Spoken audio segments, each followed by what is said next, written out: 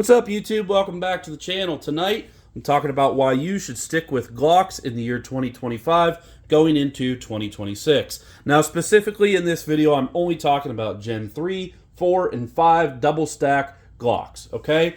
And I guess you could also include the slimline Glocks, which will continue to be made, the 43X, the 42, and the 43 and 48, okay?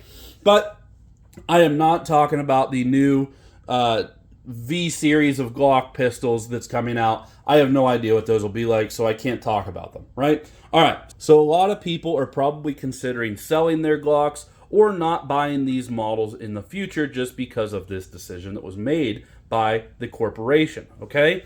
So I'm going to give you 3 reasons why I think you should pump the brakes and why you should still stick with Glocks in the year 2025 going into 2026. Okay, so without further ado, let's get right into it.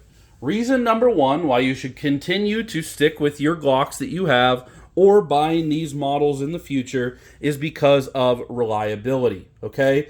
And Glock, you know, obviously their motto is perfection. I know obviously that's controversial, but the bottom line is Glock has a great reputation for being reliable handguns that are very common and easy to find parts for. Okay, that's really number 1 reason why anybody probably buys a Glock in the first place, and it should be still in this year 2025 the reason why you stick with your Glocks. Okay, because the Gen 3, 4, and 5s, that's what I'm talking about in this video. My favorites, here is the Glock 45, okay, and this is the Glock 29, both Gen 5s. Those are my favorite guns.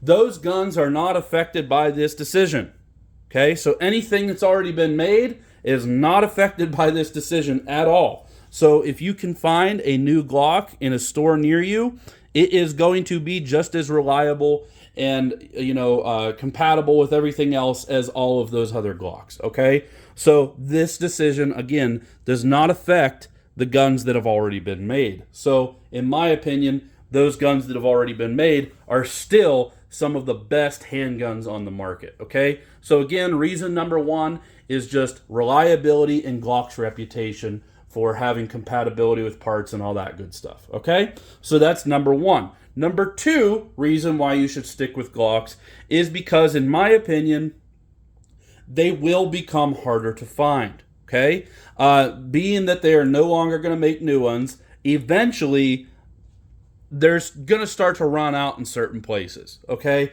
some people have claimed that they're already out of them in all the stores in the local area. My stores in my local area, there's still a crap load of them. Okay, and I think that there will be a lot of Glocks available still for a very long time. I don't think they're going to dry up within a few years. Okay, but I could be wrong. And the reason I say that is this has happened with other guns in the past.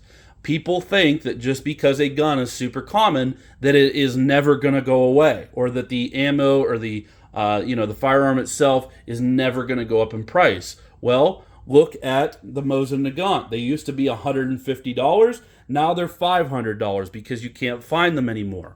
For whatever reason, certain models just go up in price, or again, they're harder to find. Look at 7.62 by 39 ammunition, okay? It used to be extremely cheap. Now it's almost the same, if not more expensive than 5.56. So what I'm saying is Glocks may not be immune to this problem, this dilemma. And what I mean by that is eventually they may dry up. So you might not be able to find a Glock 45 Gen 5 in 10, 15, 25 years, okay? Again, I don't think it's going to happen right away, but you never know. So I think that once they quit making them, that's it. There's not going to be any new ones made, so just statistics speaking, they will dry up at some point. You won't be able to find them as easily. And even if you can find them, they're probably going to go up in price. So I guess reason number 2 to buy Glocks now or to keep your Glocks is because, again, they're going to be harder to find and they're going to go up in price. So whether you're, not able to find one in the future, it'd be nice to have it already, or maybe it'd be nice to have one already that goes up in value, okay? That's all up to you.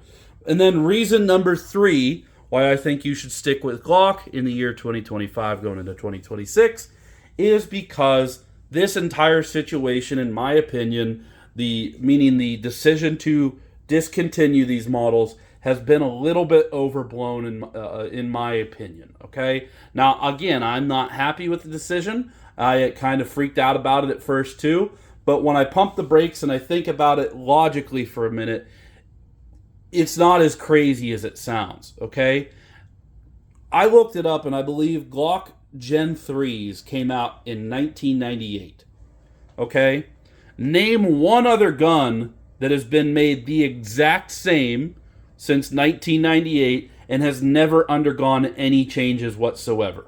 I'm sure there's some out there, but they're very few and far between, right? I think of even old hunting rifles like the the Remington 700.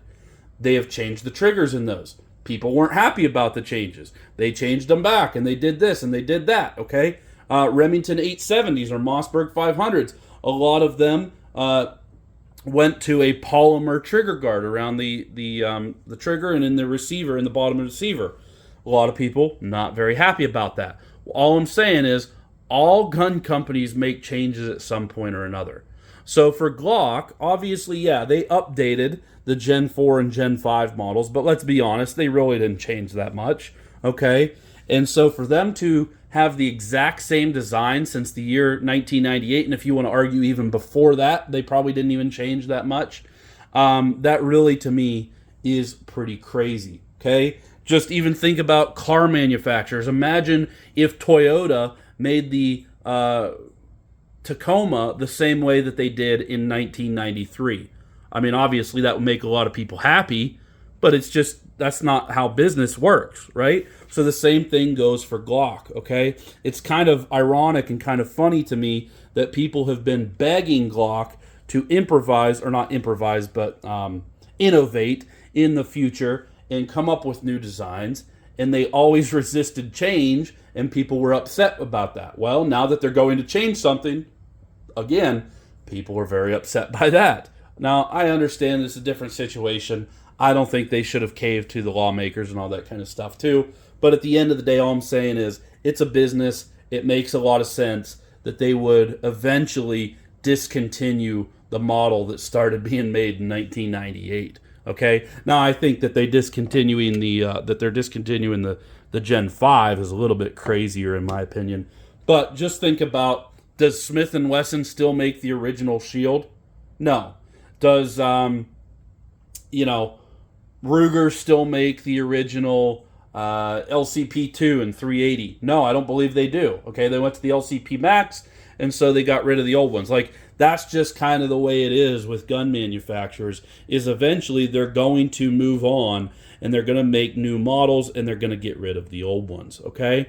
Now, again, I have no idea what the new V-Series is going to be like. I really don't think that Glock's going to put out a crappy pistol, so it's probably going to be fine, but who knows?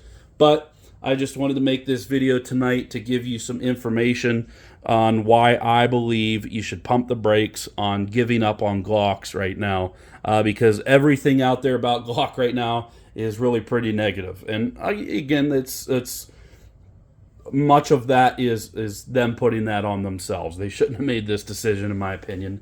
But here we are. So drop down in the comments. Let me know what you think. Again, these are my favorite two Glocks, Gen 5, Glock 29, and Glock 45.